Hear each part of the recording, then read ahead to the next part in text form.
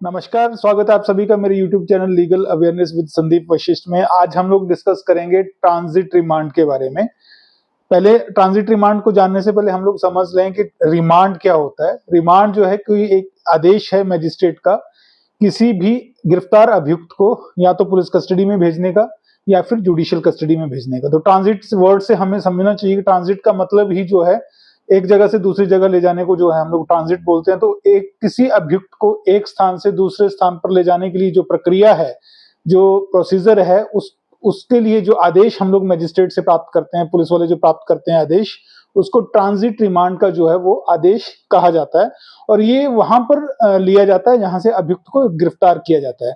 प्राय जो है पुलिस जब भी किसी अभियुक्त को अपने जुडिक्शंस के, अपने पुलिस स्टेशन की या फिर अपने जो अधिकारिता रखने वाले जो मैजिस्ट्रेट हैं उनकी जुडिक्शन से बाहर किसी व्यक्ति को अगर गिरफ्तार करती है तो वहां से जो है ट्रांजिट रिमांड लिया जाता है। सपोज कर लीजिए अगर मैं शिमला में कोई किसी केस को इन्वेस्टिगेट कर रहा हूं और अगर मैं दिल्ली गया हूं, वहां मैं किसी अभियुक्त को अगर गिरफ्तार करता हूं तो मैं दिल्ली के जो मैजिस्ट्रेट होंगे वहां से जो है ट्रांजिट रिमांड का आदेश प्राप्त करूंगा कि इस अभियुक्त को मुझे जो है शिमला के जो अधिकारिता रखने वाले जो मैजिस्ट्रेट हैं उनके समक्ष प्रस्तुत करने के लिए जो है मुझे समय दिया जाए। और वहां के जो मैजिस्ट्रेट होंगे वो मुझे जो है आदेश देंगे कि आप जो है निर्धारित समय के अंदर, इतने समय के अंदर जो है इस अभियुक्त को अधिकारिता रखने वाले मैजिस्ट्रेट के पास जो है प्रस्तुत करें।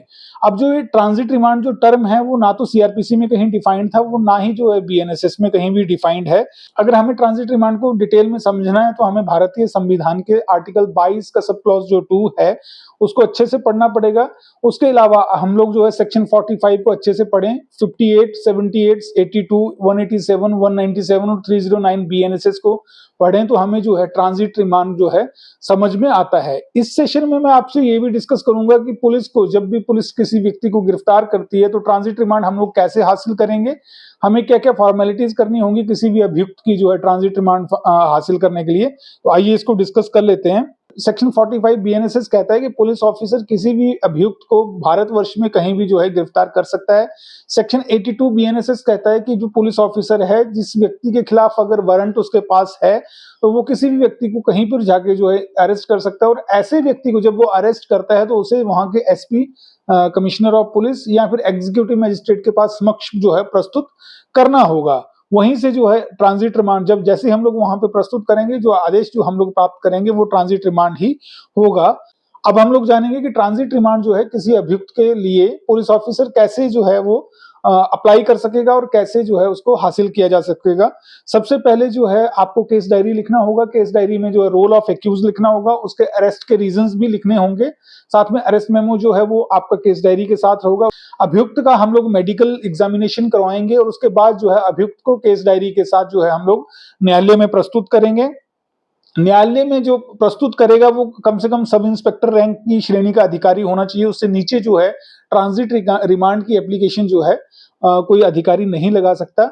हम लोग एप्लीकेशन लगाएंगे, साथ में केस डायरी लेके जाएंगे, साथ में अभियुक्त को फिजिकली जो है एक्यूज को जो है हम लोग जो है न्यायालय में प्रस्तुत करेंगे और ट्रांजिट रिमांड के लिए जो है रिक्वेस्ट करेंगे। अब जब हमने फाइल लगाया और एक्यूज को लगाया तो जो मैजिस्ट्रेट होते हैं वो अधिकतर तौर पर क्या क्या चेक करते हैं वो हम लोग डिस्कस कर लेते हैं।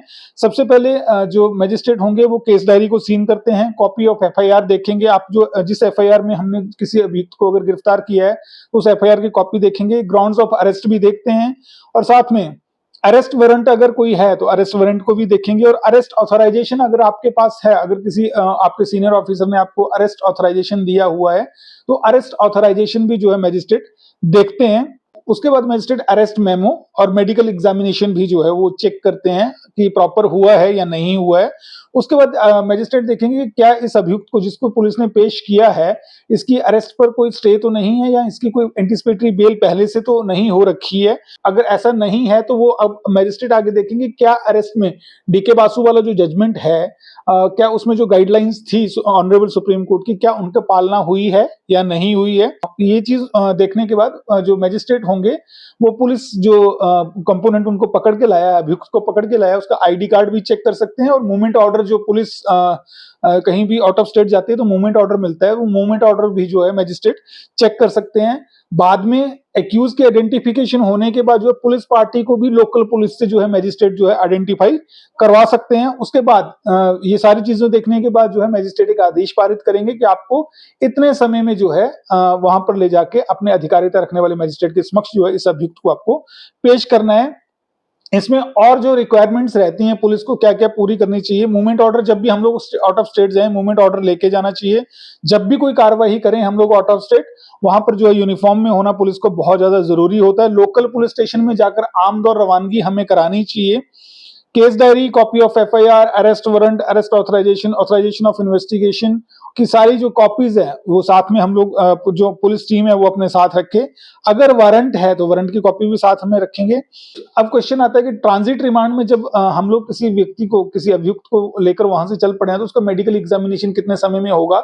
जो ट्रांजिट रिमांड का ऑर्डर होता है उसी में ही मैजिस्ट्रेट ने लिखा होता है कि इसका मेडिकल एग्जामिनेशन कब करवाना है। अगर नहीं लिखा है तो जर्नी शुरू होने से इमीडिएट पहले और जर्नी समाप्त होने के इमीडिएट बाद जो है उसमें मेडिकल एग्जामिनेशन उसका करवाना चाहिए। उसके बाद क्वेश्चन आता है कि ट्रांजिट रिमांड की जो गणना है वो 15 दिन पुलिस कस्टडी में होगी या नहीं होगी। ट्रांजिट रिमांड की गणना जो है वो 15 दिन पुलिस कस्टडी में नहीं होती है। 15 दिन पुलिस कस्टडी वहीं से शुरू होगी जब अधिकारिता रखने वाले मैजिस्ट्रेट के समक्ष जो है अभियुक्त को पेश किया जाएगा।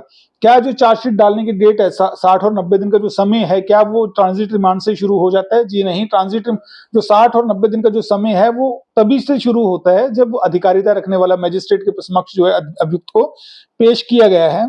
उसके बाद ट्रांजिट रिमांड की अवधि के दौरान क्या कोई रिकवरी हो सकती है? जी हाँ, एक्यूज ने कोई अगर डिस्क्लोजर स्टेटमेंट दिया और उससे रिकवरी हो सकती है तो हम लोग जो है ट्रांजिट रिमांड के दौरान जो है ये रिकवरी कर सकते हैं। ट्रांजिट रिमांड से रिलेटेड जो है दो जजमेंट्स बहुत ज्यादा इंपॉर्टेंट है। Honourable supreme court of India का एक Priya Indoria versus state of Karnataka करके 20/11/23 का जजमेंट है। इसमें पैरा नंबर 34 में जो है ऑनरेबल सुप्रीम कोर्ट ने कहा था कि जब भी आउट ऑफ स्टेट जो है पुलिस किसी को अरेस्ट करती है तो उनको ट्रांजिट रिमांड लेना जो है बहुत ज्यादा जरूरी है। उसके बाद एक गौतम नवालखा वर्सेस एनआईए करके एक जजमेंट है 12/5/2021 का है, जिसमें ऑनरेबल सुप्रीम कोर्ट ने कहा था कि transit remand is an order to produce the accused before judicial magistrate. तो ये था ट्रांजिट रिमांड के बारे में। अगर आपका कोई क्वेश्चन होगा तो आप प्लीज इसमें कमेंट बॉक्स में लिख दीजिएगा, मैं रिवर्ट कर दूंगा। अगर आपने अभी तक मेरा चैनल सब्सक्राइब नहीं करा है तो सब्सक्राइब करें, ज्यादा से ज्यादा लोग जुड़ें। हम लोग ऐसे ही जो है डिफरेंट टॉपिक्स पे जो है वीडियोस बनाएंगे और आपके साथ शेयर करेंगे। मिलते हैं हमारे अगले वीडियो में। जय हिंद, जय भारत।